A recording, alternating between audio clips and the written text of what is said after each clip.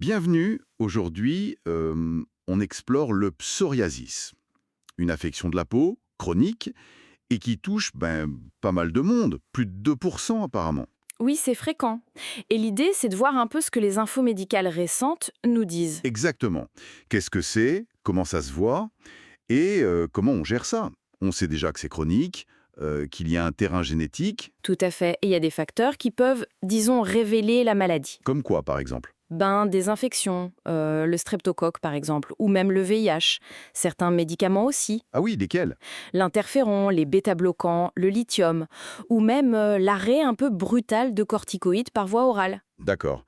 Et il y a aussi ce truc, le phénomène de Koebner, une lésion après un coup sur la peau. Exactement, un traumatisme cutané, même minime, peut faire apparaître une plaque de psoriasis à cet endroit précis. C'est assez typique. Et d'un point de vue plus fondamental, qu'est-ce qui se passe dans le corps? Alors, au cœur du problème, il y a le système immunitaire. En fait, il s'emballe un peu. C'est-à-dire? Ce sont surtout des cellules, les lymphocytes T, et puis des messagers chimiques, les cytokines. Ah oui. On entend parler du TNF-alpha, des interleukines. Voilà, c'est ça. Le TNF-alpha, l'IL-23, qui elle-même active d'autres cellules, les TH17. Tout ça crée une inflammation chronique dans la peau. C'est vraiment la compréhension de ces voies-là qui a permis les nouveaux traitements. Je vois. Et où est-ce que ça apparaît le plus souvent sur le corps? Les zones classiques, c'est le cuir chevelu, les coudes, les genoux, mais on en voit aussi sur les ongles, les mains, les pieds, le tronc, le pli interfessier. Et ça ressemble à quoi la lésion typique?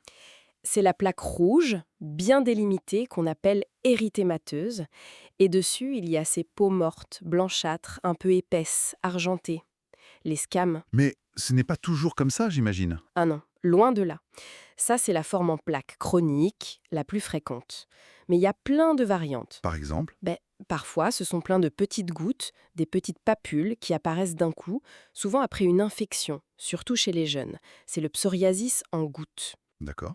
Il y a aussi le psoriasis inversé. Lui, il touche les plis, sous les bras, l'aine. Là, les plaques sont moins épaisses, plus brillantes, rouges. Moins de scam alors. Oui, en général, moins de squames dans les plis. Et puis, il y a des formes plus rares, avec des pustules ou même une rougeur sur tout le corps, l'érythrodermie. Et les ongles aussi peuvent être touchés. Ah oui, très souvent. Ça peut être discret, des petits trous comme des dépressions, ou des taches un peu couleur saumon sous l'ongle, ou l'ongle qui se décolle. Et cette atteinte des ongles est liée à autre chose. Oui, elle est souvent associée à l'atteinte des articulations. L'arthrite psoriasique. Ah, voilà. C'est donc pas juste la peau. Non, pas seulement. L'inflammation peut toucher les articulations.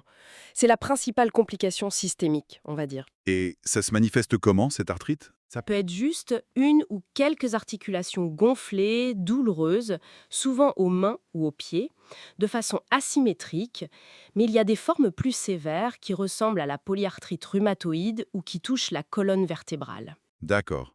Et il y a d'autres liens? Oui, on voit aussi plus souvent le syndrome métabolique chez les patients. Donc, diabète, hypertension, obésité, cholestérol.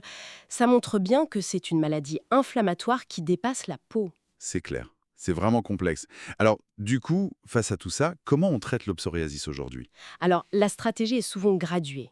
Pour les formes légères ou modérées, on commence localement. Avec des crèmes? Oui, des crèmes ou des pommades. Les plus utilisées sont à base de corticoïdes, très efficaces contre l'inflammation, ou alors des dérivés de la vitamine D3, qui aident la peau à se renouveler plus normalement. Et pour les zones sensibles, comme le visage ou... Là, on a d'autres crèmes, les inhibiteurs de la calcineurin, qui sont un peu plus douces et bien adaptées. Ok.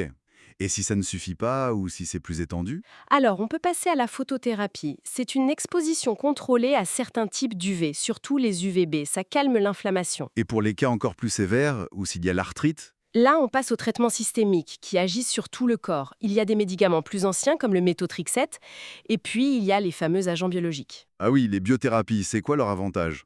Leur ciblage, ils sont conçus pour bloquer très spécifiquement une des molécules dont on parlait tout à l'heure.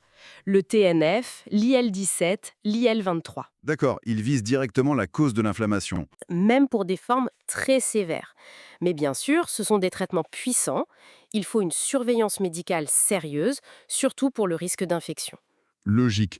Et on adapte en fonction des autres problèmes de santé, j'imagine, non? Bien sûr, s'il y a une maladie du foie, une hépatite, le VIH, ou même pendant la grossesse, il faut adapter le traitement. Tout est prévu dans les recommandations. Bon, si on résume rapidement, le psoriasis, c'est une maladie inflammatoire chronique complexe. Pas juste la peau, ça peut toucher les articulations, être lié à d'autres soucis de santé. Et les traitements vont des crèmes jusqu'à des thérapies très pointues, les biologiques. C'est tout à fait ça. Et ce qui est vraiment intéressant, c'est de voir ce lien fort entre la peau et l'inflammation générale. Ça nous rappelle que la peau n'est pas isolée du reste du corps. Ouais. Est-ce qu'en comprenant encore mieux ces mécanismes, peut-être spécifiques à chaque personne, on pourra personnaliser encore plus finement la prise en charge? C'est un peu la question en suspens.